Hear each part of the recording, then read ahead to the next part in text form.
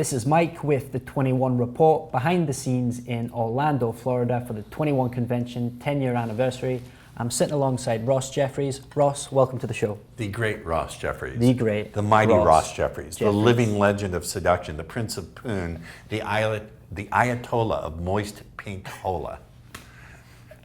That's quite a way to introduce yourself, Ross. So welcome. Thank you. Before we get into some questions I have written down, I was wondering if you could give everyone a brief overview of your talk and why you chose to talk about it. Well, it wasn't a talk, it was a training session.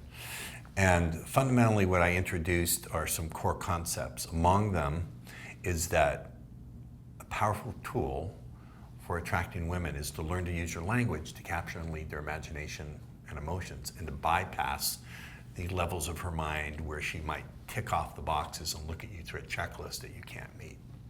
So that's one of the primary things I taught. Another thing I taught is the idea of not programming back in the mistakes you make through the questions that you ask. So I taught that, and I taught some pretty interesting things. The truth of the matter is, when I teach, I go into an altered state of consciousness, and I often don't remember what it is that I teach. That's truth. So Ross, you're a really interesting man, and you've definitely led an interesting life. Yes, I wanted to ask when. But my criminal record's been expunged. Oh, what a giveaway! So when you're meeting someone for the first time, and they ask you the question, "What do you do?" How do you respond?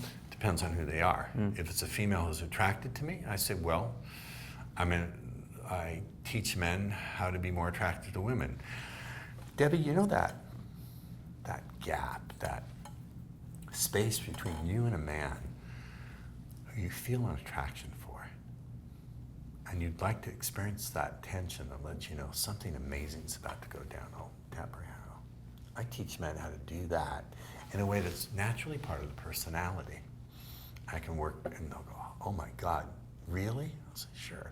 Then they usually will get curious about it, and then I've got them roped in. So you mentioned in your talk that most men have bad learning strategies. Yes. Can you expand on that? Sure. Two bad learning strategies. Number one, for every 1 unit, excuse me, taking action, they think about it and think about it and think about it in their head 1,000 times. It's like learning to walk by taking 1 step every 5 weeks. You can't do it. The other bad learning strategy is to ask questions like, why do I keep fucking it up? Or why did I fuck it up? Or how did I do it wrong? All they're gonna do then is dwell on the mistake and program it right back in. Something I didn't say in my talk, I like to use this metaphor. You know Newton's laws of motion? For every action, there's an equal and opposite reaction. Objects in motion tend to remain in motion unless acted upon by an outside force. Objects at rest tend to remain at rest. At rest. Right. So these old patterns of thinking and feeling that we're reinforcing, they have what I call cognitive momentum and emotional inertia. So they're going to come up so strongly that the temptation is going to be to stare at them and feed them with your attention. And so what we wind up doing is if you've ever had the experience of really wanting to change, but it feels like one aspect of you is holding you back when the other wants to go forward, like there's an internal civil war, it's a good metaphor for what's actually going on. If you have 100,000 repetitions of dwelling on a mistake, and you start to do 1,000 repetitions of positive thinking, which one's going to have more momentum and more inertia? Which one? I don't know. The one with more repetition. Does that make sense? Yeah. It's like I don't need to use that metaphor. I made my point. Go ahead. So there was that one moment in your talk when you asked the audience to write this down, and what that was women see us through the emotions they feel for us. Yes. Can you expand on that a little bit? It's a pretty simple axiom. Women will see us through the emotions they feel for us. So if a woman is, I'll give you an example. You ever see a beautiful lady with a guy who's what you would call a loser? No job, farts at the table. If he's doing this with his food, she doesn't think what a pig. She thinks he's so in touch with his primitive side, right? Because she has all these feelings for him. anything he does is interpreted through that filter.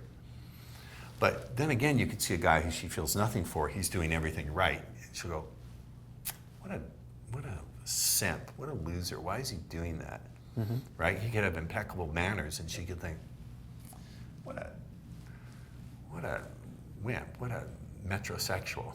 Whereas Mongo, who she's in love with, oh wow, he's so primitive. She's looking at us through the emotional filters she's holding up for us. So in your talk... It's only a map. Yeah. So you also mentioned in your talk about the importance of creating tension and also that initial magnetism when two people who are attracted to each other, make that connection. You're all about speed seduction, right? That's what I teach. What's the secret to get that initial magnetism? Well, you have to, first of all, be in the right state of consciousness. You have to be in the right state of mind yourself. You have to be interested in the girl, but invested in your skills. Average frustrated chumps have it backwards. They're invested in the girl and maybe a little interested in their skills. I'll draw the distinction with a metaphor. In a breakfast of bacon and eggs, the pig is invested and the chicken is interested. You get the metaphor?